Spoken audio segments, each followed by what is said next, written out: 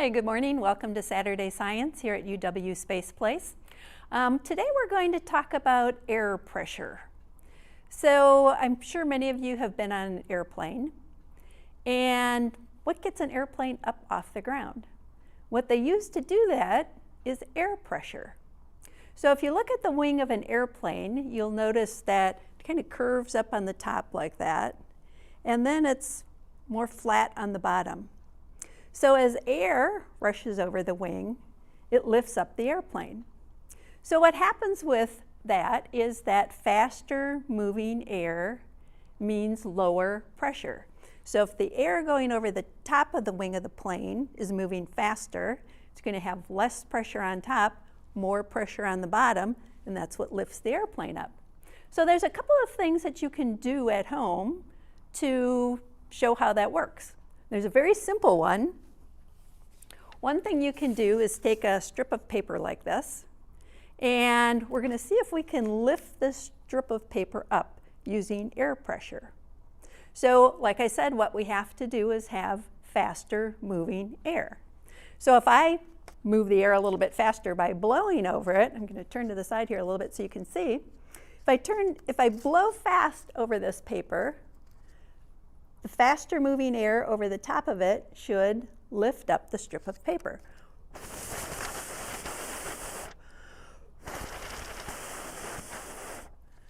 So you see how just getting that faster moving air gets the strip of paper to lift up.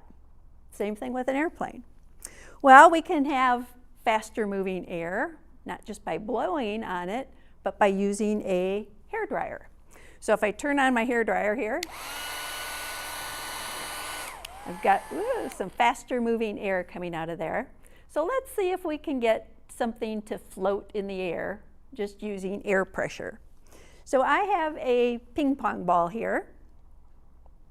I'm going to turn on my hairdryer and we'll see if we can get our ping pong ball to float in the air there.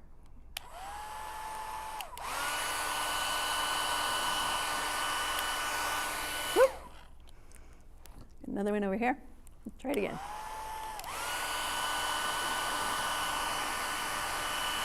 I can even turn my hairdryer to the side and it'll still float there. So let's think about what's happening here. The air is coming out our hairdryer, going around the ping pong ball. So it's moving faster as it goes around the ball, and that's what gets it to lift up like that. So the faster moving air means lower pressure. The air that's not moving around it has higher pressure and it holds it in place there. So the faster moving air lifts it up, the higher pressure air pushing on the sides of it holds it in place there. And like I showed you, you can actually take your hairdryer and see how far you can tip it and still have your ping pong ball floating there. So kind of fun to play around with the hairdryer and air pressure and just see what you can do with that. All right, the other thing you can do is to take a straw, and you want a little bendy straw like this, and bend it up, and we're going to see if I have enough air pressure here, if I can blow through this hard enough to make my ping pong ball float over the straw.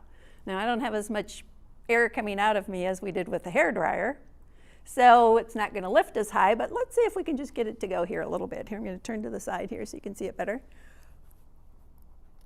I'll place it on top of the straw, top of the short end here.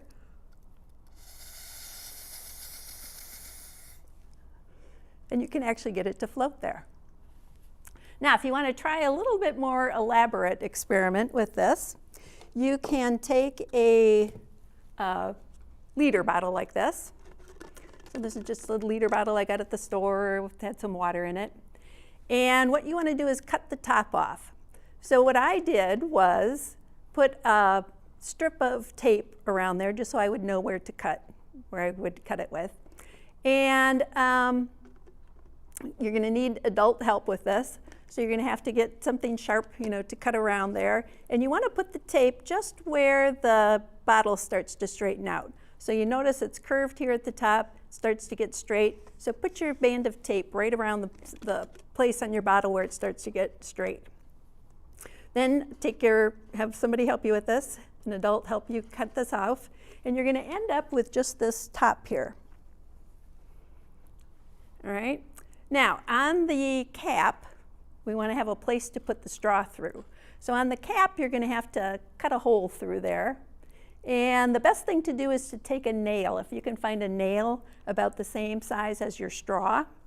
What I did was found a nail, put it into my straw to make sure it was about the same size. And again, you're going to need adult help with putting the nail through the cap there. But once you have a hole in there, then you can put your straw inside, like that. And you want to seal up around the edge there, so it's nice and tight, so none of the air is leaking out. And then try the same thing with your ping pong ball again.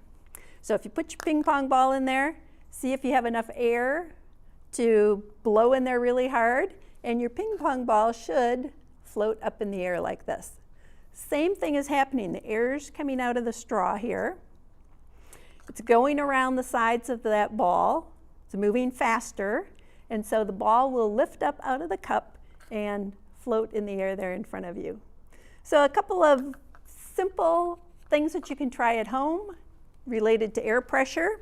If you want some more information on how to put this together, you can go to our website, which is spaceplace.org.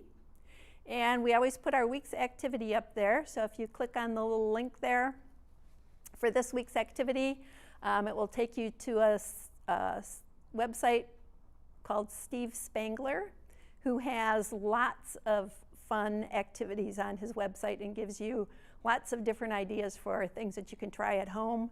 And here it shows you the floating ping pong ball activity that I was just talking about.